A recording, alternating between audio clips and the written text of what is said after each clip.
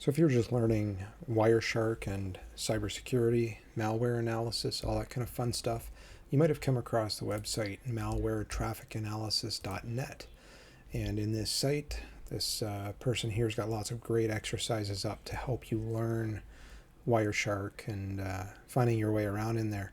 So we're going to take a quick look at WarmCookie, and I just want to give you a couple of quick tips right off the start to get you started if you're struggling with where to start with all this kind of fun stuff in Wireshark and looking for malware and indicators of compromise.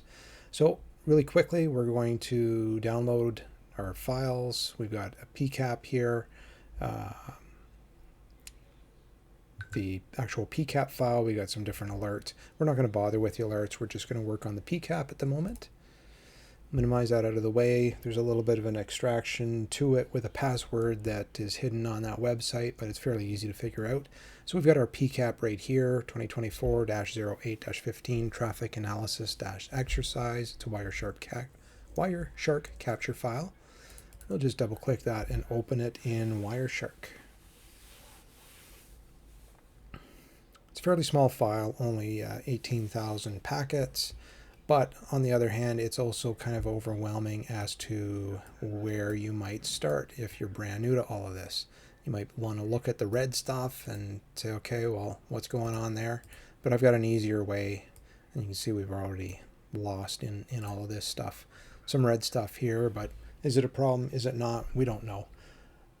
Let's just make things real quick and real easy. First things I like to do is go to statistics and endpoints. We're going to make a map of our network, internal and external. So we've got this IPv4. We don't have anything under IPv6, so we can ignore that. Just taking a look at IPv4, we can see some 10 dot addresses. Those are all internal. If you look it up in networking, you'll also see some other addresses that are considered private networking as well. We don't have to worry about those here, but definitely the 10.8 is in a private network range, so we can sort of ignore those for the most part. What you might want to do is have a look at each of these individual addresses. If you don't have too many, you can jump over to something like VirusTotal and start plugging in different IP addresses, see if anything comes back suspicious.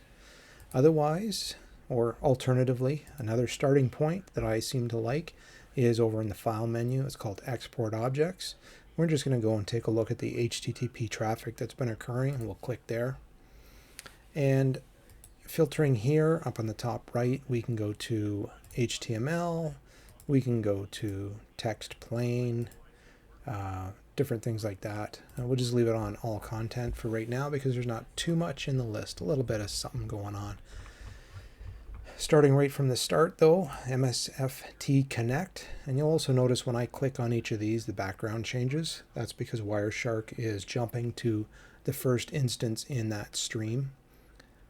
If we looked up this address, I do believe that belongs to Microsoft. They're just doing a connection test here, just like it says. What's next in the list? Quote.checkfedexexp.com. I don't know about you, but to me that just kind of screams fishy. They're trying to say something about what would appear FedEx, but not quite. It looks suspect. So we'll come back to that later. Going down the list, we got some stuff from Microsoft. We're going to be fairly confident that there's no issues there. And we got some IP addresses, all of which are the same, with another Microsoft thrown in the middle there just for the sake of it. Scrolling back up to the start though, let's do a deeper dive into this thing here, checkfedexp.com. Clicking on it brings us to the packet start. Right here, packet number 8659. You can see it's been a file transfer. We can start opening things up and having a closer look if you want. Here's our request from the website. And at this point, we could jump over to virustotal.com.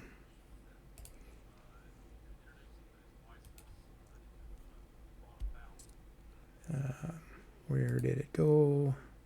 Check FedEx EXP. We're going to copy our, I think our value should get that.